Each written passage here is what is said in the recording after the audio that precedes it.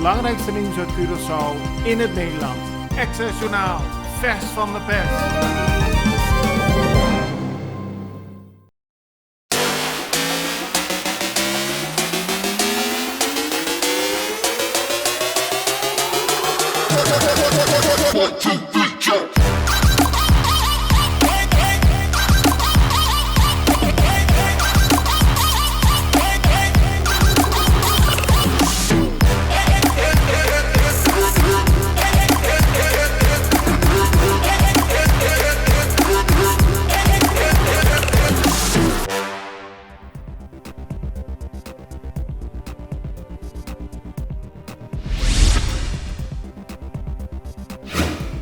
Er is sprake van een ernstige situatie bij de brandweer en ook van onrust. Dit is een gevolg van het feit dat er 10 vacatures openstaan die maar niet worden vervuld. 8 mensen zijn onlangs met vervroegde uittreding gegaan. 2 brandweerlieden zijn dit jaar overleden.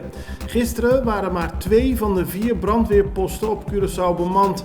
Het is allemaal goed gegaan, maar mocht er zich een grote brand voordoen, dan is dat erg weinig.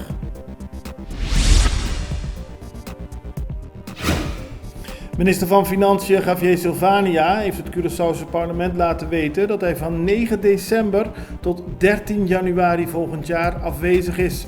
Hij is uitlandig vanwege privéomstandigheden, zo heeft de minister aan het parlement laten weten. Na Colectra, nós toma tempo para servir ora com mais de comunico. Llama-nos centro de cliente na telefone 0800-035 de Jaluna para Jabierne voor die setor de mente te cu setor de noche para turno serviço nang of patrão cita. Se você traz cita para Chasabra, também por hora. Por escolher para trabalhar riba aqualectra.com e aproveitar a mesora, põe o documento na cerca para visita cerca nós vai mais fácil. Sim, a Colectra su centro de cliente wordt klaar para servir na momento que você comini abo.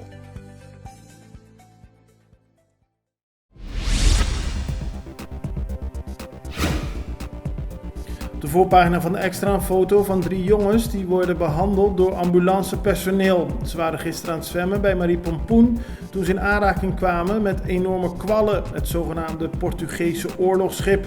De jongeren gingen snel het water uit en daarna heeft de politie het strand gesloten omdat er bij nader inzien erg veel Portugese oorlogsschepen in het water waren.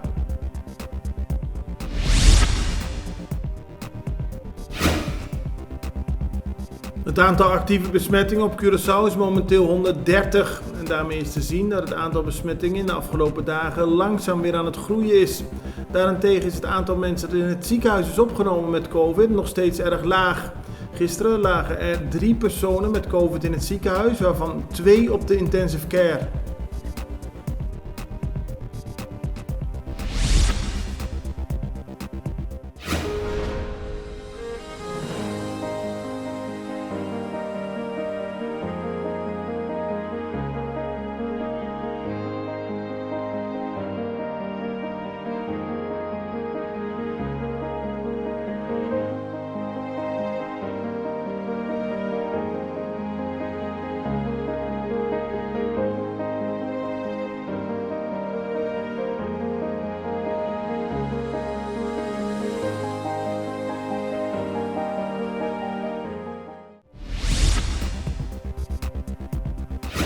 Zoals bekend is het op Curaçao verplicht om bij evenementen met meer dan 100 personen te controleren op de QR-code van de bezoekers.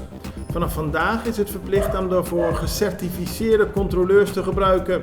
De Extra meldt vandaag dat er 113 personen zijn gecertificeerd en die kunnen dus in worden gezet als er een evenement wordt gehouden.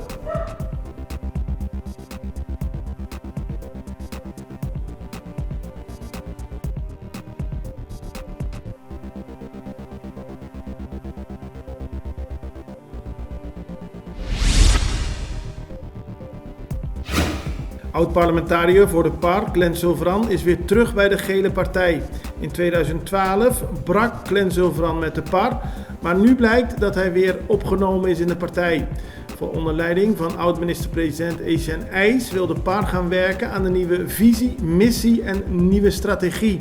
Glenn Silveran zal daarbij een belangrijke rol spelen, zo heeft de partij bekendgemaakt.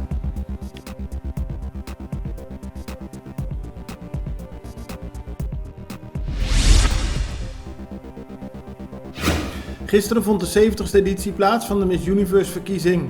Die werd gehouden in Israël. Er waren 80 deelnemsters, waaronder Shariangela Seintje als Miss Curaçao.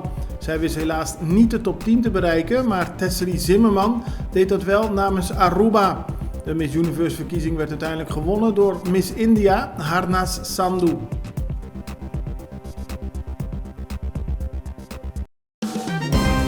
Het belangrijkste nieuws uit Curaçao in het Nederland. Access Journaal, vers van de pers.